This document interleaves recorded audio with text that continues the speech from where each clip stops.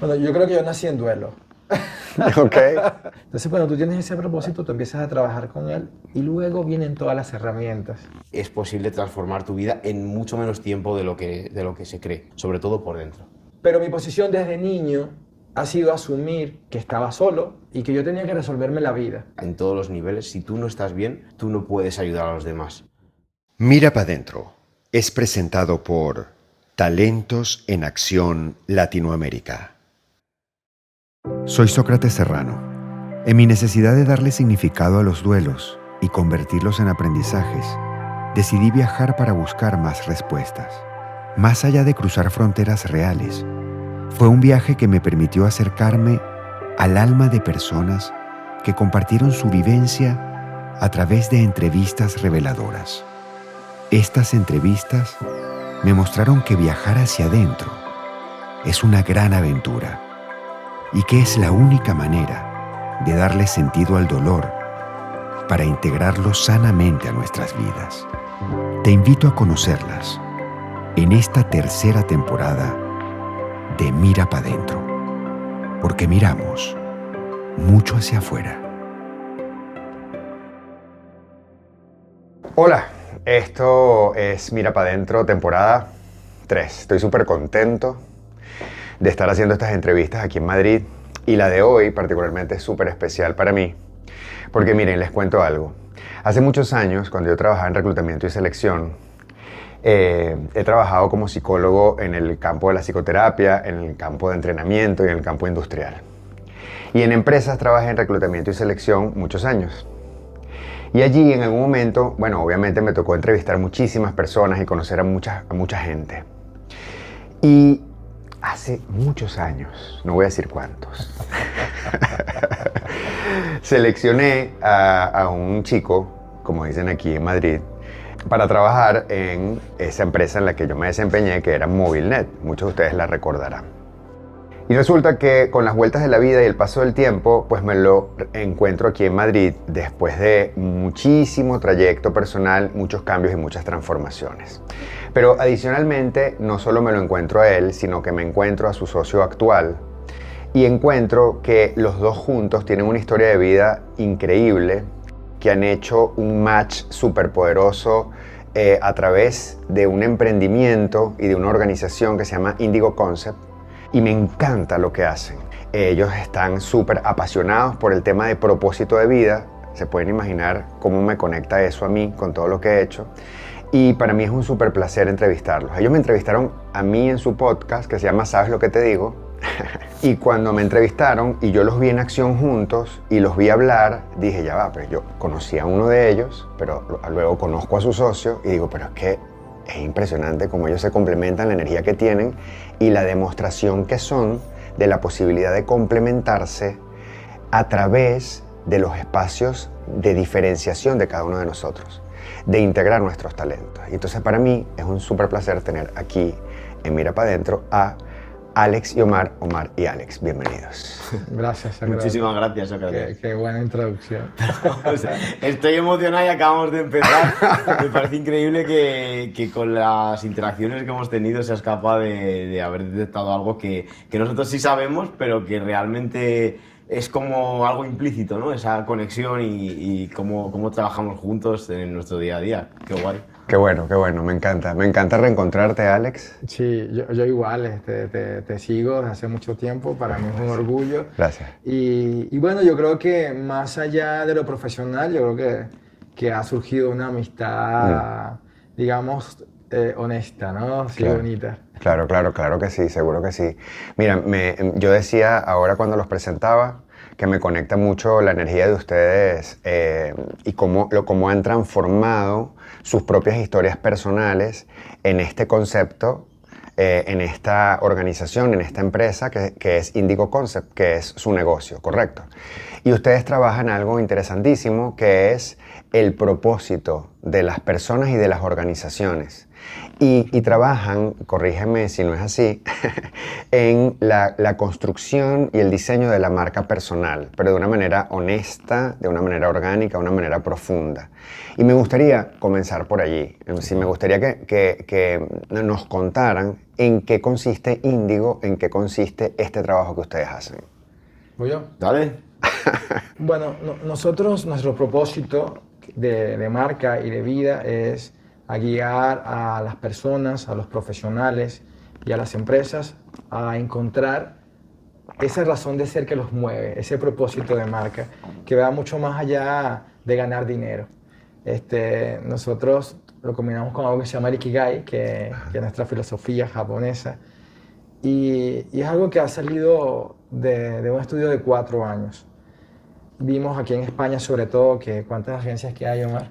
46.000 agencias de marketing digital. Sí. ¡Wow! Increíble. Sí, que había un nicho porque, más bien hasta el último cliente nos dijo que nos sentimos súper orgullosos ayer porque Sí. nos ha dicho que hay una agencia que es muy reconocida acá que se llama Incubadora Despegue y que habían ido a como 5 o 6 agencias de marketing y nos habían seleccionado por la conexión humana que nosotros transmitimos en todas nuestras comunicaciones y que el diferencial básico que nosotros tenemos es que nos metemos en la esencia del negocio y la esencia de las personas. Ok. Que eso quizás se escucha muy grande, pero eso solo significa que nosotros realmente hacemos una entrevista previa que la hace Omar. Eso es, para entender si genuinamente podemos ayudar a esa marca, a esa persona o a esa empresa. Eso siempre es el primer paso. Ok. Y cuando lo determinamos, hacemos un workshop para entender su Ikigai, que es la pasión, su habilidad, cómo puede cambiar el mundo, y a todos les interesa siempre ganar dinero. Claro. Entonces, cuando tú encuentras tu propósito, todo es más sencillo, todo se hace más claro. Sí. Porque tienes un plan que seguir, porque fluye, Big Water. Y yo creo que esa es nuestra diferencia y eso es lo que nos está yendo bien ahora. Y la verdad es que nos importan las personas. Nosotros estamos en un plano en que sí sabemos, y Omar y yo lo hemos hablado durante estos 4 años, que hay que tener un sistema de crecimiento. Correcto. ¿Sí? Crecimiento significa obtener clientes constantemente, porque si no tienes clientes, quiebras. Pero cuando haces lo que realmente te gusta y puedes ayudar a otras personas, como que el universo confluye para que las personas y los clientes y los pacientes y todo venga a ti y tú puedas crecer como empresa y como profesional. Sí, y además todo esto ha sido de manera como muy orgánica y muy natural, y me explico. Sí. Cuando nosotros hacíamos algo que era un branding bastante más clásico, un marketing digital más clásico, lo que obteníamos de feedback de nuestros clientes era, 1, que les empezaba a ir mucho mejor, 2, que no nos querían soltar a nosotros, el equipo es una maravilla que nos complementa, pero conectaban con nosotros, y 3, les sorprendía muchísimo que realmente quisiéramos de manera tan auténtica que les fuera bien, ¿no? Entonces entendimos que eso era lo que nos hacía diferentes. Lógicamente, como eso no podía ser algo efímero, hemos trabajado, como dice Alex, en un sistema que nos permite asegurar que eso va a funcionar para todo el mundo. Por eso seleccionamos con quién trabajar y con quién no. Y luego, cuando nos metemos, lo hacemos de una manera con metodología y con estudio. Pero lo principal, la clave, el propósito que tenemos en común, y por eso ha nacido Indigo Concept, es ayudar a otros, a otras empresas, a otros profesionales a encontrar el suyo. Entonces, todo confluye. Y bueno, que también hay que decir que somos una agencia de branding y marketing. Ok. ¿Sí? No solo hacemos marcas personales, Vale. porque nosotros lo que hacemos es la construcción de los pilares de comunicación que establecen tu posicionamiento de marca. Vale. Claro. Ok. Porque es mucho más. Cuando tú hablas de posicionamiento de marca, tú hablas que en el centro tienes tu propósito o tu propuesta de valor, que es lo que te hace distinto. Sí. ¿Sí? Luego tienes una tribu, que es a quien le vas a vender o a quien vas a ayudar o vas a resolver un problema. Tienes el tema de los beneficios, que es porque la gente te va a pagar, ¿sí? O qué problemas solucionas. Sí. Sí, tienes los valores y tienes que desarrollar una personalidad de marca. Correcto. Ok. Entonces con eso nosotros construimos toda una plataforma verbal y audiovisual que conectan entre sí y transmiten realmente lo que es tu razón de ser. Ya, yo estoy que yo quiero hacer eso. Es que lo vamos a hacer. Lo vamos a hacer. Increíble. Y nuevamente, para complementar, que al final es verdad que esto sale solo, una vez que tenemos todo eso creado, una de las mayores, o digamos que otra de las propuestas de valor es que cuando esté implementado ayudamos a que eso pase a través de estrategias de crecimiento, porque también lo que hemos visto con la experiencia es que si esas personas, esas marcas, esas empresas no tienen el conocimiento o la capacidad de implementarlo, no podemos hacerlo realidad. Entonces es parte de nuestra misión que eso pase y que les vaya bien. Entonces el siguiente paso, una vez que tenemos todo eso determinado, es aplicar una estrategia de crecimiento para ayudarles a crecer, a facturar más, que muchas veces como que demonizamos la parte de monetizar, pero la realidad es que si la empresa, si la persona, si no les va bien, no pueden seguir aportando, ¿no? Y para nosotros eso es muy importante, que sigan creciendo y que les vaya bien, que nos recomienden y que sigamos creciendo juntos. Absolutamente. Has tocado un punto sobre el que precisamente les iba a hacer una pregunta, que tiene que ver con la percepción negativa de la riqueza o de la abundancia o en general del flujo del dinero. Hay algo que se llama el money complex, el complejo del dinero, que tiene que ver con la manera equivocada, errada, con la que nos relacionamos con la abundancia y con la prosperidad, y en general con el dinero, ¿no? Hace muchos años yo había dejado el área clínica, es decir, trabajé muchísimos años en el área industrial, y luego comencé a trabajar en el área clínica. Tenía como esa necesidad de volver al área clínica. Lo había hecho muy poquito porque el mundo empresarial me jaló por completo. Y empecé a trabajar en el área clínica. Me tocó acompañar a un paciente que estaba en un proceso de tránsito profesional muy importante durante varios meses. Él iba a dejar toda su carrera como computista en el área de informática, de computación, y se iba a ir a estudiar a Francia cocina. Ese era su sueño de vida. Pero luchaba con una serie de situaciones muy complejas y muy difíciles para poder tomar esa decisión. Entonces yo lo acompañé a nivel de psicoterapia durante varios meses para que él pudiera consolidar su decisión. Donde da mis consultas era un sitio donde trabajaban varios psicoterapeutas y había una recepcionista, secretaria, que era la que recibía los pagos generalmente. Pero ella a una hora específica ya se iba. Cuando ella se iba, entonces los que recibíamos los pagos éramos nosotros, los psicoterapeutas directamente. Y en muchas ocasiones yo le recibía, particularmente a este paciente, le recibía directamente el pago por la sesión. Y ya cuando estábamos cerrando, en la penúltima sesión, porque luego de esa tuvimos otra de cierre, ya en la penúltima ya sabíamos cuál era su fecha de partida, ya él había hecho todo su proceso, había decantado en su decisión, había sido un hermoso proceso y fluido para que él pudiera irse tranquilo. Cuando él me dio el dinero para pagar la sesión de la consulta, me dijo: Sócrates, desde que empezamos, cada vez que no está la recepcionista que yo te pago, tú haces algo sobre lo que yo te quiero preguntar. ¿Por qué bajas la cabeza cada vez que te doy el dinero? Y a mí me impresionó muchísimo que me lo dijera, porque yo no me había dado cuenta de eso. Y claro, no supe qué responderle en el momento, y lo que le dije es que no sé qué decirte.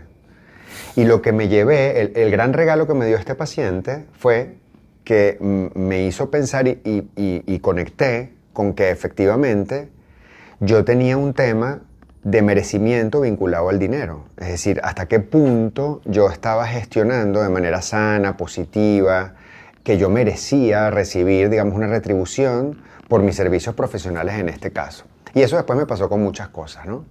Afortunadamente ya hoy no me pasa. Pero todo esto lo digo a propósito de que ustedes siempre hacen mucho hincapié, lo he escuchado varias veces, en el tema de generar abundancia, riquezas y bienestar, ¿no? Y eso está muy, dijiste demonizado. Demonizado, ¿no? O sea hay una cosa muy negativa alrededor de esto. ¿Qué le dicen ustedes a una persona a la que asesoran que tiene esa sensibilidad o que tiene dificultades con este tema? Bueno, aquí el más monetario es Omar. Sí, pero yo después, si quieres comienza tú. Además, te puedo decir que por cosas del universo, ayer tuvimos un workshop con un cliente en el cual una gran parte del workshop, que no siempre pasa, pero pasó, fue dirigida a romper las creencias limitantes. pero muy definida o muy en específico la del dinero. Entonces, hay algo que nos pasa muchas veces por creencias. No soy experto, es que cuando yo me di cuenta Sí. de que a mí me pasaba con una historia parecida a la tuya, ¿vale? De que yo pensaba que no merecía tener esa prosperidad porque lo asociaba a algo negativo, y de hecho luego te voy a contar por qué. Pero en este caso lo que nosotros intentamos es que la gente entienda que algo les ha pasado, hay algún tipo de condicionamiento cuando han sido pequeños o una situación que les ha hecho pensar que el tener dinero, el ganar dinero, el tener abundancia en general es algo negativo, cuando en realidad esa gente suele ser la que más quiere ayudar. Da igual lo que hagan, cualquier servicio profesional, da igual que sean psicólogos, que nutricionistas, que economistas, banqueros, da igual. Si tú no estás bien y no puedes vivir de lo que te gusta, no puedes escalarlo para ayudar a más gente, ¿no? Entonces, está muy bien el concepto de querer ayudar, porque eso tiene que ser la prioridad y lo genuino, pero si no puedes vivir de ello, al final vas a tener que dejar de hacerlo, porque vivimos en un sistema que te condiciona. Efectivamente. Y mira, dentro de la filosofía que nosotros trabajamos, que es el Ikigai, te lo dice sencillamente que tú puedes ser, o sea, que puedes estar muy cómodo en el trabajo porque sucede que estás cómodo porque te gusta lo que haces, tienes la habilidad para hacerlo, pero te pagan una mierda. Sí. Y entonces cuando te pagan una mierda, por más, yo no siempre soy, yo soy peor. Cuando te pagan una mierda, lo que sucede es que aunque estés haciendo lo que te sientes vacío, te sientes que algo te falta, porque al final, cuando vas a casa y no tienes con qué comprar o no tienes cómo darle lo básico a tus hijos, que lo tengo también en un post, sientes una especie de vacío o frustraciones. Sí. Y todos los preceptos gerenciales de los líderes, que te puedes escuchar a Connie Méndez, a Tony Robbins, o sea, a todos los grandes, todos los libros que tú vayas a leer, te dicen que para tú estar bien tienes que tener fe y ser próspero. Y si tú no eres próspero, sencillamente el mundo no va a estar acompañándote de la mejor manera. Sí. Nos han contratado por la parte humana, pero realmente eso es mentira. Porque todo el mundo lo que quiere es dinero. O sea, cuando una empresa contrata a otra para que lo ayude, es porque quiere que facturar más, quiere tener más clientes, quiere crecer, quiere tener mayor visibilidad. Sí. Entonces, puede que te contraten por cualquier servicio, sin embargo, la razón profunda de las empresas, porque son empresas, es que necesitan facturar. Sí. Y cuando vamos con la parte humana, es que quieren estar mejor. Me paré en este punto porque es un punto importante para aclarar a propósito de lo que les quiero preguntar justo ahora. Porque una de las cosas que a mí me llamó más la atención de cuando ustedes me describieron lo que hacían es que esta necesidad de ustedes de trabajar el propósito no es algo bonito que ustedes inventaron y que se imaginaron porque lo vieron como tendencia en Google o como tendencia en Internet, sino que tiene un punto de partida, que es la razón de ser de este podcast.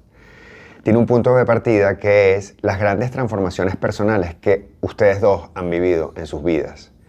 Y cómo esas transformaciones los llevaron a diseñar una plataforma que pudiera ayudar a otras personas desde el yo estoy bien, tú estás bien, que es precisamente lo que tú comentabas hace un momento, ¿no?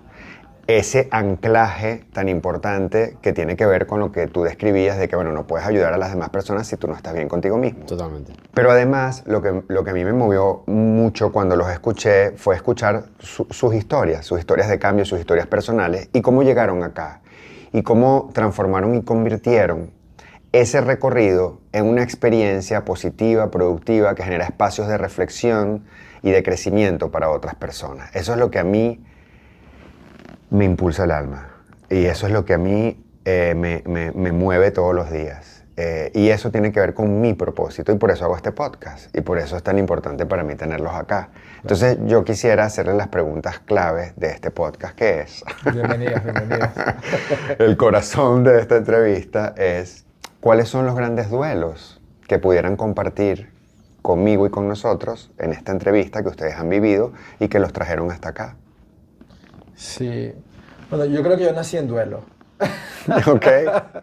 Porque Básicamente, o sea, típico latinoamericano, nací en un barrio relativamente malo. Eh, Mis padres se separaron desde el principio, entonces fui un niño que creció solo con su abuela, que me amaba y yo la amaba, pero una abuela muy dura también, de carácter fuerte, de una madre que también me amó, pero que siempre trabajaba y estudiaba. Y al final, para hacerlo corto, yo he crecido en la soledad, entre comillas, porque fue un chico que no, nadie me llevó a la escuela, que yo me inscribí en el bachillerato solo, que seleccioné mi universidad. Y eso es algo que nadie, y creo que no lo he contado hasta ahora, ¿sí? Porque siempre han visto como al Alex fuerte, que no tengo una coraza, porque es que yo creo que mi infancia fue tan difícil, y yo sé que todo el mundo dice que tiene la infancia difícil, que los traumas y tal, pero mi posición desde niño ha sido asumir que estaba solo, que no tenía un padre, y que yo tenía que resolverme la vida. Entonces, para mí, todos mis duelos, porque es un duelo constante, aunque siempre tenía depresión por todo eso que me pasaba, los asumí que estaban ahí, pero que no me determinaban como persona. Y también puedo decir que en estos días estaba escuchando una sección de Tony Robbins, que él decía que a los hijos hay que amarlos mucho y hay que decirles quiénes son. Y yo recordé que aún en esa situación difícil que yo vivía, cuando mi madre llegaba a las noches, me decía que yo iba a ser un magnate, que yo era una persona importante, que yo era un ser amado. Y yo creo que eso marcó tanto en mi subconsciente, que aunque yo estaba en una situación precaria, ¿sí?, yo no me sentía que pertenecía a ese ambiente. Y en mi caso, mi mayor duelo creo que fue cuando llegué a España y pasé de ser, o lo que yo creía que era el éxito, ser la persona, o sea, que venía de ser head de retail de Nokia, de haber tenido una red de franquicias, de nunca haber tenido necesidad de buscar un trabajo, de tener siempre abundancia, prosperidad, y bueno, siempre he sido muy querido, muy amado, muy admirado de lo que yo creo. O sea, todo el mundo tiene sus detractores, pero eso es lo que yo sentía. Y llegar acá y sentir que lo había perdido todo. Y en ese momento estuve tan angustiado, tan perdido, tan desconsolado, y además que en ese momento también me di cuenta que aunque toda mi vida tuve un círculo de amigos muy grande, que también estrellado, mis amigos son los que son, ¿sí? Que son 2 o 3 y que estuvieron para mí en ese momento. Porque en ese momento sentiste que ese grupo de amigos con el que contabas no estaba a tu lado.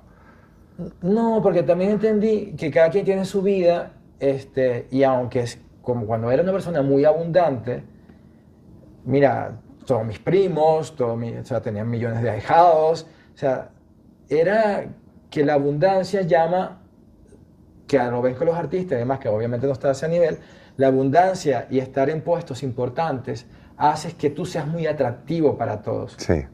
Pero cuando ya dejas de ser atractivo, porque no les puedes dar, porque no les puedes pagar la universidad, porque no los puedes llevar a comer, porque no les puedes dar regalos, y tienes que centrarte en tu vida y a la realidad, porque hay una realidad entre pasar de corporativo y de la abundancia, del éxito, a no tener nada, te das cuenta que dejas de ser atractivo, por llamarlo de una manera, por no darle una connotación negativa a las personas. Sí, te entiendo.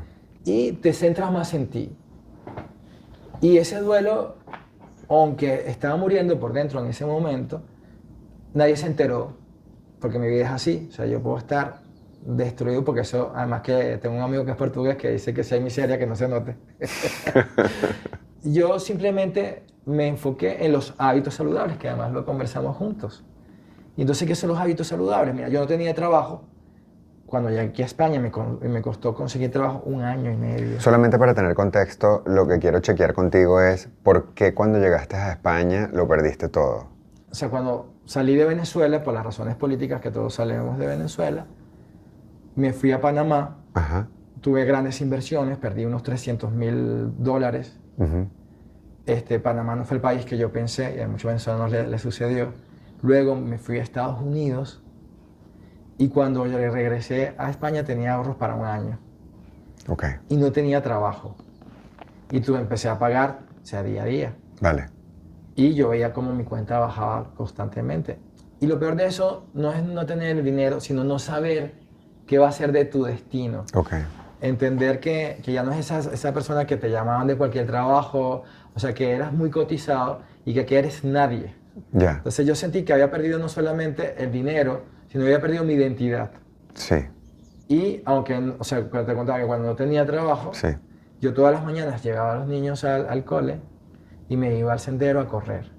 Y después me sentaba a trabajar en lo que yo pensaba que iba a ser mi empresa. Y me sentaba a escribir, y me sentaba a ver un curso. Entonces yo los duelos como que me reaniman, ¿sí? Y los enfrento con la disciplina Ujú. de tener una secuencia de hábitos que yo sé que si sigo con ellos continuamente, me van a llevar a una situación mejor. No importa qué me pase, yo asumo que estoy mal, pero que el mundo no se tiene que enterar que yo estoy mal. Porque es que al mundo siento a veces que le da gusto verte que tú estés mal. Mm. Y ese gusto no se lo voy a dar. Entonces yo siempre tengo una posición de optimismo, de risa, de que no importa lo que pase, tengo una fórmula que no es mágica, que es la educación, la práctica y el trabajo continuo para salir adelante. Estupendo. Cuéntanos tú, Omar, ¿cómo es en tu caso, cómo fue en tu caso ese duelo o esos duelos? Bueno, yo soy de aquí de Madrid, de toda la vida. De hecho, vivía literalmente a 10 minutos de aquí. Es verdad que mi padre biológico y mi madre se separaron cuando yo tenía un año, algo similar, pero yo tuve una figura de un padre que es quien fue la pareja de mi madre durante muchos años, 18 si no recuerdo mal. Y es verdad que viví en muchísima abundancia, muchísima abundancia. Entonces, ¿qué pasa? Que teníamos muchas cosas materiales. Bueno, yo soy el mayor de 4 hermanos, mis 3 hermanos son de otro padre y los amo. ¿Qué pasa? Que para que todo ese flujo de dinero entrara, ellos no estaban nunca. Entonces, mi madre sé que ha hecho muchísimos esfuerzos siempre por estar y jamás podré decirle que no lo ha estado. Pero nosotros hemos tenido muchas carencias que yo ahora me veo en cuanto a necesidad de aprobación externa. También hemos vivido lo que es el emprender, la empresa y demás, pero no solo en la parte bonita, en la parte de problemas de hay que estar bien, todo está bien, hay que mostrar que está todo perfecto y al final todo se aprende. Entonces yo vivía cubriendo esas carencias, mostrando y aparentando hasta una edad muy avanzada, hablo, 18 años, no era un niño, 18, 20 años. ¿Qué pasa? Que todo ese globo, después de vivir situaciones muy complejas, explota cuando se separan, ¿no? Una separación muy compleja, por muchos motivos, pero muy compleja, donde yo tomo la decisión medio forzada, medio aconsejado, de irme fuera, pero claro, me voy fuera porque no tenía ningún rumbo, es decir, la universidad no la podíamos pagar, pero por otro lado tampoco sé si era mi camino. Yo me voy pensando que me voy a ir 6 meses a Londres a estudiar un idioma y a ver un poco qué hago con mi vida, pero me llevo una carga emocional de estoy dejando a mis hermanos pequeños y a mi madre con un problema muy gordo que hay aquí. Pero es que además me encuentro en una situación en la que yo llego allí y vivo un poco pues algo parecido a lo que acabamos de escuchar de Alex, que es tienes que empezar de cero. Entonces no hablo el idioma porque tampoco me he preocupado de aprenderlo, no me sé comunicar, me tengo que buscar la vida y mis recursos son mínimos. Entonces, bueno, comparto un hostal, una residencia de habitaciones con gente que no conozco. De hecho, el primer día llego, enciendo la luz, me explota la bombilla, me deja el ordenador en el aeropuerto, no puedo llamar, no tengo Skype, me pongo a llorar y todo esto, yo que era el más chulo de todos, ¿no? Entonces se me rompe un poco todo. El más chulo es el más cifrino. El más cifrino, El sí. más pejo, sí. El más pijo. Y me doy cuenta de que hay algo que no está funcionando en cuanto a que las cosas no son como yo las había vivido, ¿no? Entonces, acelerando un poco el proceso, al final empiezo a trabajar. Mi primer trabajo es sentarme en un cubo, en una cocina de un restaurante español que en realidad lleva a un tío de Sri Lanka que no habla español, solo me dice en inglés quickly and nice, quickly and nice. Me hacía llorar y era pelar patatas y ajos de un cubo y ponerlas en otro, ¿no? Eso es algo que tengo grabado. Wow. Y estoy ahí bastantes meses, me pagaban en negro, vivía 1 hora y pico, una situación totalmente opuesta. Y entonces yo empiezo como a ver un poco ese ambiente de que, bueno, pues que la gente en Londres, después de ese trabajo, pues va al pub y toma su cerveza y tal, cosa que yo hacía aquí en Madrid, pero aquí en Madrid no tenía ninguna carga emocional negativa, ¿no? Pero es que además, bueno, pues todos sabemos que una pinta viene a ser medio litro de cerveza y no una cañita de aquí de España, ¿no? Entonces, bueno, empiezo a entrar en ese ciclo como algo completamente normal y como todo en la vida, pues yo quiero más y empiezo a trabajar de diferentes cargos. Pues primero soy camarero, a los pocos meses ven que soy un tío avispado y puedo conseguir llevar un restaurante, y después de esos 6 meses, al final resulta que me quedé 7 años. En los primeros meses allí conozco a la que hoy es la madre de mis hijos. Wow. Y además vivo con ella todo ese tiempo y yo me meto en una vorágine de estoy distanciado de mi familia, pero estoy en un trabajo que me vuelve a dar esa sensación de otra vez tengo algo de poder, manejo empleados, manejo dinero, me va bien, recupero lo que para mí era el éxito y el que te vaya bien, pero sigo con una carga emocional brutal que nunca hablé, que además, ahora que la he trabajado más en el tiempo, me doy cuenta de que ya viene de mucho más atrás. Tuve una leucemia de muy pequeñito también, con 12 años, que gracias a Dios me hicieron pasar súper amena, porque yo nunca me enteré hasta años después de que tenía muchas posibilidades de no haberla pasado, pero a mí me lo hicieron todo como un cuento y una maravilla. Pero yo sé que eso en el fondo se te queda, porque hasta hoy me cuesta recordar muchos de los momentos y eso me hace entender que yo tengo algo ahí que no he desbloqueado. Entonces, 7 años después, decidimos, Laura y yo, que es el momento de volver a España, porque Londres te da, siempre digo, te lo da todo, pero te quita aún más, ¿no? Te quita vida, echamos de menos a nuestras familias, echamos de menos el sol. Entonces decidimos volver a España y yo me di cuenta cuando vuelvo a España de que realmente todo aquí está tal y como yo lo había dejado, cada uno ha ido haciendo su vida.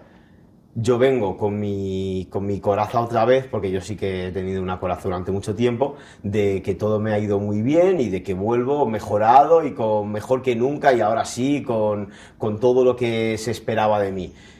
Y me doy cuenta de que, bueno, tengo que meterme en el mercado español, porque en realidad yo aquí no había hecho nada. No había trabajado aquí nada más que en correos, trabajo 18 años de verano. Y me encuentro un ostión, y ahora me hago un Alex de un ostión, de que siendo de aquí y siendo alguien que ha crecido aquí, todo se supone que es por racismo o por lo que sea, pero no lo es. Creo que simplemente la gente mira para adentro en el mal sentido y le da igual lo que hayas hecho, que si no le vienes bien no te acepta. Hice un máster, intenté buscar trabajo durante mucho tiempo y me encontré que no tenía trabajo, que no tenía ahorros para seguir y que había vuelto hacia atrás muchísimo, ¿vale? Y todo esto siguiendo con hábitos tóxicos que al final lo único que hacían es que de cara para afuera todo estaba muy bien y yo seguía hecho una mierda. Hasta que llega un momento, hace 4 años exactamente, en el que yo pues tengo una situación extrema en mi vida en la que pues no me quiero levantar de la cama por las mañanas, me doy vergüenza, pierdo a gente muy cercana, me encuentro que estoy al límite hasta el punto de me quedo solo o incluso quiero hacer cosas para mí muy fuertes, ¿no? O sea, llegué a pensar incluso que no merecía la pena. La vida. Que la vida no merecía la pena, eso es. Y bueno, también es verdad que eso no lo había contado antes y me he sentido cómodo contándolo. Gracias. Entonces, básicamente lo que pasó ahí es que algo me tocó dentro y dije, ahora tienes que transformarte tú y trabajar en ti, dejando todo lo demás de lado durante un tiempo. y va a ser un proceso, sin entrar en más detalle, un proceso muy intenso, muy intenso, muy radical también. Lo que puedo decir que desde ahí en adelante mi metodología, mi cambio, mi todo se basó en una creencia profunda en que las cosas pueden cambiar, pero sobre todo en si tú no estás bien, en todos los niveles, si tú no estás bien, tú no puedes ayudar a los demás. Y de hecho todo lo que hemos estado hablando aquí creo que se refleja en eso. Puedes dar, puedes aportar, pero si no estás bien, no funciona. Empecé a aplicar hábitos de vida saludables, comida, disciplina, estudio, pero sobre todo un quererse, un priorizarse en el buen sentido. No hablo de egoísmo, hablo de priorizarse. Sí. Creo que con pequeños cambios, muy pequeños, de manera constante, disciplina, pequeños hábitos muy pequeñitos, no hace falta que sea brutal, puedes tener un cambio muy drástico. Y de verdad que si hay algo que yo pueda aportar aquí hoy, que sea que da igual la situación más o menos extrema que te pueda pasar, si tomas una decisión real y auténtica, profunda y genuina y aplicas cualquier cambio pequeñito que va creciendo, es posible transformar tu vida en mucho menos tiempo de lo que se cree, muchísimo menos tiempo, sobre todo por dentro. Ya de alguna manera lo han adelantado ambos en sus discursos y estoy muy agradecido por su apertura y por la sinceridad y la honestidad con la que están contando sus duelos personales. Ya lo han adelantado, pero sí me gustaría remarcar, porque es muy importante como una especie de benchmarking de nuestros procesos de transformación, entender cuáles son las cosas que cada uno de nosotros puede echar mano en estos procesos de cambio y de transformación personales. Ya de alguna manera, Alex, tú hablaste de contacto con la naturaleza, ejercicio, has hablado tú ahora, Omar, de disciplina, de confianza en ti mismo, de fe. Si ustedes tuvieran que resumir cuáles son esos elementos que usaron, de los que echaron mano, para superar esos tránsitos complejos que nos han compartido, ¿cuáles serían si tuvieran que puntualizarlos? Mira, yo creo que hay uno que es el más doloroso, ¿sí? Que es entender quién eres y en qué situación estás. Okay. Porque cuando tú no eres consciente y no enfrentas la realidad, es imposible que la cambies. Y lo digo eso porque es que la gente se engaña ella misma, ¿sí? La gente empieza a postergar las cosas, a no aceptar que está en una adicción, a no aceptar que está deprimido, a no aceptar que estás en la quiebra, ¿sí? Por la fe de que las cosas van a cambiar, por la visión que vas a estar bien. Pero que está bueno tener la visión, que nosotros también lo trabajamos en nuestro taller, ¿sí? Pero es que si no partes de que te está sucediendo algo, de que estás enfermo, ¿sí? Y es normal, porque tú también lo puedes haber vivido. Si tú no aceptas que estás enfermo, ¿cómo vas a mejorar? ¿Cómo vas a buscar el diagnóstico correcto? Tú primero tienes que aceptar en la realidad, ¿sí? Afrontarla, aunque sea cruel, Vale. ¿sí? Y a partir de ahí tienes que tener una visión, un propósito.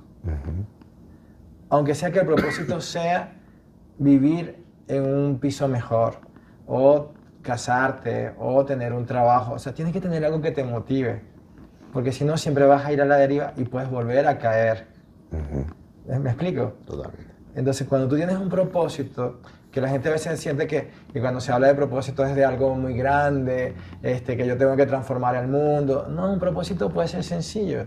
El propósito puede ser, es que yo quiero tener una vida íntegra, una vida a plenitud, una vida de calidad, ¿sí? O sencillamente quiero cambiar mi estatus de mi realidad, de mi entorno.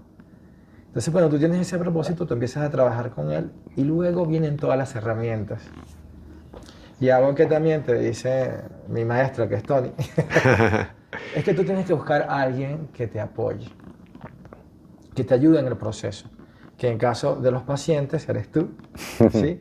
Y nosotros, que por eso nos llevamos tan bien y nos hemos complementado, yo recuerdo que yo estuve al lado de Omar en ese momento y lo que yo le dije, vamos a hacer un plan. ¿sí? En el momento de quiebre de Omar. Sí. Ok. Y hicimos un plan, o sea, que tenía sus componentes emocionales, donde él tenía también la necesidad de sentirse útil y de guiar, porque en ese momento los familiares quieren ayudar mucho, pero de ayudar te quieren controlar, ¿sí? Del miedo a que vuelvas a fracasar, quieren establecer situaciones que te mejoren, pero al final que también le convengan a ellos. Sí. Y entonces yo lo que dije es que lo que necesitaba Omar en ese momento era empoderarse, que él entendiera que él era una persona que tenía mucho ímpetu, mucha proyección, y que esto era temporal y que él podía hacer cosas. Y yo recuerdo que nos paramos a las 5 de la mañana a estudiar Jim Wick. Durante la pandemia, todos los días. Todos los días. Y compartíamos, que parece de locos, cómo íbamos a transformar esos hábitos saludables. O sea, Jim Wick te habla, que es el mentor de los artistas de Hollywood, ¿sí? Lo que pasa es que yo siempre he sido como muy académico, muy de estudiar, de los posgrados, que yo recuerdo una vez que una comedia se llamaba Daniel, me decía, Daniel Álvarez, que ahorita la va muy bien en la vida, me decía, pero ¿por qué a ti te gusta estudiar tanto? ¿Por qué estudias tanto? Bueno, es que me gusta. Entonces, un amigo se llama Carlos Salazar, me mandó Jim Wick, y en ese momento fue perfecto, porque empezamos a entender que para que tu cerebro, que es un músculo, funcione correctamente, tienes que tener hábitos saludables. Y entonces empezamos a ver todos los alimentos que ayudaban a nuestro cerebro a funcionar mejor, a hacer ejercicios mentales, y trabajamos muchísimo. Y para no afectar a nuestra familia, porque además que estábamos en casa separadas, nos parábamos a las 5:30 a ver los capítulos de Jim Wick, luego compartíamos el día y luego nos olvidábamos el uno del otro porque cada quien estaba en lo suyo. Claro. O si no trabajamos, pero básicamente era que aceptamos que hubo un quiebre y que nosotros buscamos las herramientas. Sí. Que, ya te lo he contado, no he tenido muy buena experiencia con psicólogos y psiquiatras. Porque no me conocías. Porque no te conocía. Pero he encontrado, cuando estuve en mi peor quiebre, porque otro duelo que tuve fue cuando mi mujer se fue a Panamá a estudiar y yo es que la soledad me afecta mucho. Dejé de tener a mi familia, yo caí en un quiebre de depresión, pero profundo. Y entonces ahí fue que el psiquiatra, y como no me fue bien con el psiquiatra, descubrí el Aikido. Y entonces, ¿qué te lleva a las artes marciales? A la disciplina. Y entonces, yo creo que lo que me ha salvado es la disciplina. ¿Sí? Sí. Y eso es algo también que he aprendido mucho, porque siempre cuando creces te va diciendo, que te motives, que hay que motivarte. No, la motivación no sirve para nada, señores.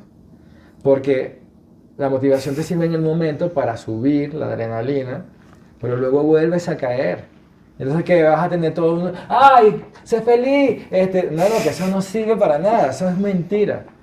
Pero cuando tú tienes disciplina y tienes el propósito, ya lo demás viene solo. Y no sigo, no me caigo. Yo tengo una frase para eso, además, que es que la llevo en todos los lados. La motivación te hace empezar y el hábito te hace continuar. Estoy tan de acuerdo con lo que ha dicho Alex a nivel de ser consciente y querer cambiar para no volver a eso, que puedo hablar de las herramientas más prácticas, ¿no? Porque una de las cosas que intentamos nosotros con nuestro podcast es aterrizar el cómo se encuentra el propósito y el Ikigai, que me encanta cuando Alex dice que no tiene que ser algo tan grandioso, porque puede serlo, pero puede ser que no. De hecho, un propósito puede ser despertarte tranquilo o feliz por las mañanas, que fue el mío durante mucho tiempo, porque me levantaba con una ansiedad y un ¿por qué me he despertado? Eso es un propósito maravilloso, pero es súper complejo, aunque parezca que no. Entonces, cosas muy pequeñas. Cuando te levantas, simplemente piensas, ¿qué puedo agradecer de lo que me ha pasado ayer? Cualquier cosa. Tengo un techo, he descansado, joder, he dormido como la mierda, pero me doy cuenta y digo, vale, pues tal. Luego, pero he despertado. Cosas sencillas. Te hidratas, bebes agua. ¡Wow! ¡Qué súper hábito! Prueba a beber agua. 2 vasos de agua todos los días durante un mes y vas a flipar, ¿vale? Respiración. Otra tontería. Te puedes mirar al espejo, y esto se lo vi a uno de los grandes, porque estas otras cosas que voy a decir, inspirarse en otros para ver qué les funciona a ellos y probarlo, y si te funciona hacerlo. mirarte al espejo y hacer 25 respiraciones profundas. Yo no lo hago porque medito, pero sirve. Cepillarte los dientes con la mano izquierda. ¿Por qué? Porque te activa conexiones neuronales. Puedes meditar, pero meditar, siempre se lo digo a la gente que me pregunta, no es poner la mente en blanco, es que te pones un vídeo de YouTube de 5 minutos y solo te tienes que sentar y hacer lo que te dicen y ya está. Sí. 5 minutos, 3 minutos si quieres, 10. Puedes leer, no hace falta leer siempre libros grandiosos, puedes leer el que te guste, pero te dedicas esos 3 minutos. Puedes ver un vídeo que te motive, o sea, hay veces que escucho Tony Robbins por la mañana, o por no repetir el mismo, tengo youtubers que me motiva lo que hacen y me dan tips. Hay un montón de hay cosas.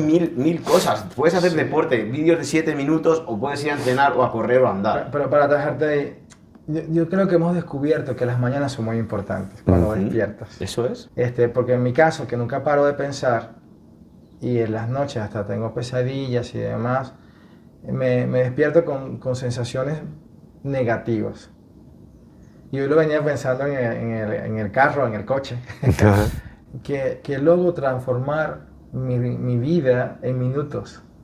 Porque me despierto como que, coño, otra vez, o con las preocupaciones siempre, porque siempre hay preocupaciones del dinero, de producir, de pagar, ahora que tenemos empleados, tener la nómina, queremos traernos una persona de afuera, la universidad, los niños, ahora tengo que cambiar de coche, o sea, siempre hay cosas que están ahí que te producen ansiedad.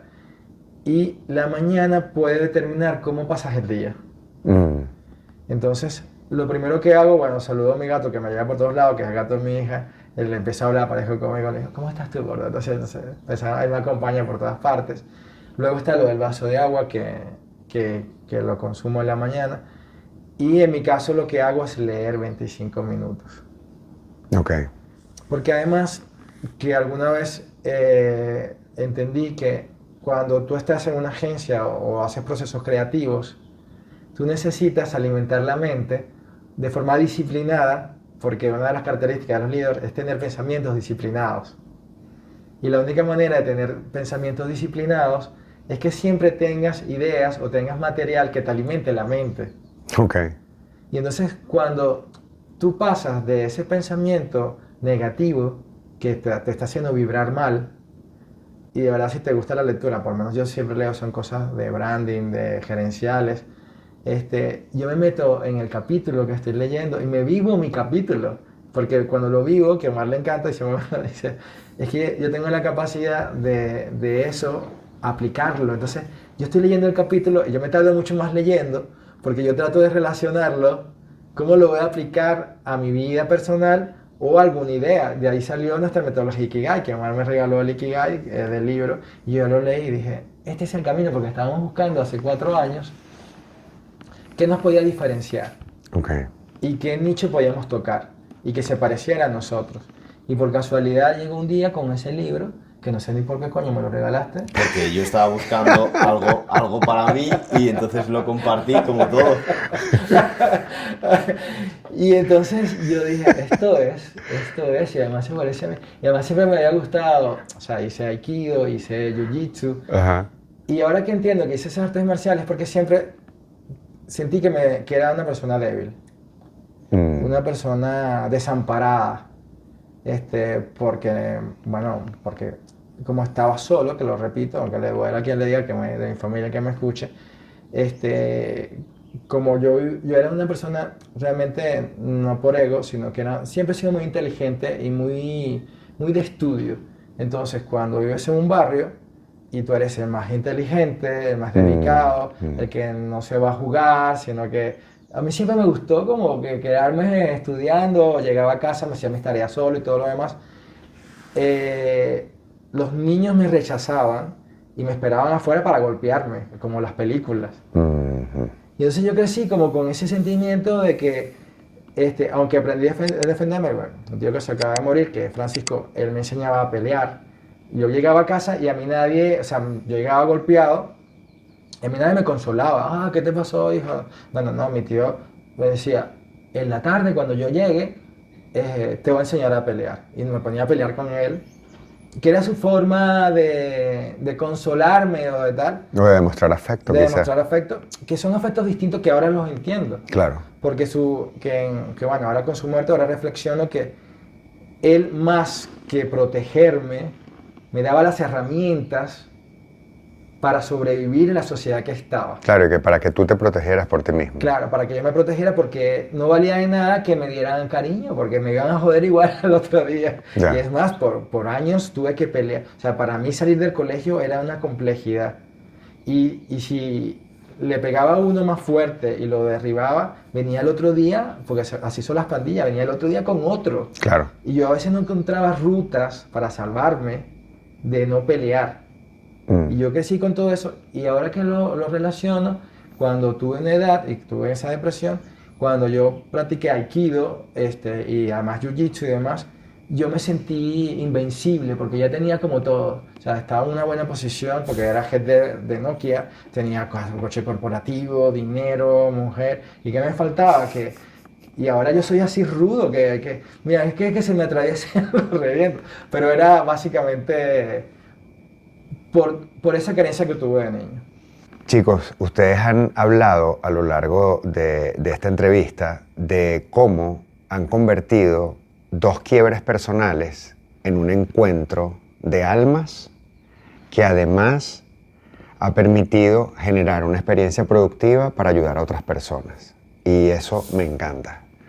Claro. Y de alguna manera ya han ido explicando las formas en que cada uno de ustedes fue descubriendo cómo salir de esos espacios oscuros, de esos duelos, de esas dificultades y de esos baches. Pero algo interesantísimo es la manera en que ustedes se complementan y algo que a mí me mola, como dicen aquí, ¿está bien dicho? Sí. Algo que me mola es ver a gente diversa trabajando juntas. Y ustedes no pueden ser más diversos. Sí, son muy diversos. Y eso es fantástico porque además la conexión desde la diversidad para lo que hacen en Índigo y en su labor profesional es maravilloso para sus clientes y para las personas a las que asesoran. Porque mientras más diversos somos, entendemos más puntos de vista y además ustedes modelan la posibilidad de trabajar en equipo y de conectarse desde esas diferencias. Entonces, es una joya lo que tienen en las manos con su experiencia productiva y con su historia de vida y han logrado conectarlo de una manera muy especial. Yo para cerrar quisiera pedirles de manera muy puntual que cada uno de ustedes me dijera qué le dirían a una persona que está comenzando a duelar, que está comenzando un duelo. ¿Qué le recomendarían puntualmente a esa persona? Ok, yo tengo muy claro que en ese momento te sientes extremadamente solo y creo que es algo que he escuchado en común en todas las personas que lo hemos pasado, que encuentre a esa o esas, porque no son más de dos personas que están para ti incondicionalmente, porque yo en mi caso sé quiénes son, y se dejen ayudar, que sepan, porque está muy bonito decirlo, pero hay que saberlo, que hay gente que ya ha pasado por eso, que a nosotros quizás nos va a volver a pasar, que es parte de la vida, que no pasa nada, que solo hay que asumirlo. Y lo mejor es que una vez que lo pasas, tu vida cambia y es tan bonito mirar para atrás y ver, gracias a esto, que ahora mismo era horrible, soy esta persona que admiro y respeto, que no diría que merece la pena pasar por ello porque no se lo recomiendo a nadie, pero si tienes que pasarlo, se pasa y sirve muchísimo para que el resto de tu vida sea maravillosa. 3 cosas. Vale. Yo voy a decir una sola cosa, que además que es de un cuento que me contaba mi amigo portugués que quiero muchísimo, que todo pasa, lo bueno y lo malo. A veces estás en la riqueza y te puede tocar que pasas a la pobreza. Pero cuando tú tienes la capacidad, que además que lo dicen en los libros, de generar riqueza, de generar bienestar, y lo tienes tan internalizado que no hay nadie que te pare. Que no te preocupes que los momentos malos están ahí, pero tú estás sobre todo eso. Y que creas en ti, ¿sabes? Que creas siempre en ti, que tengas fe, en tus procesos, que tengas fe en que todo va a cambiar positivamente y que te dejes querer. Porque a veces las personas no se dejan querer por temor o porque creen, que a veces es muy cierto, que siempre del otro lado hay una doble intención. Pero muchas veces no hay doble intención, sino que sencillamente las personas te quieren.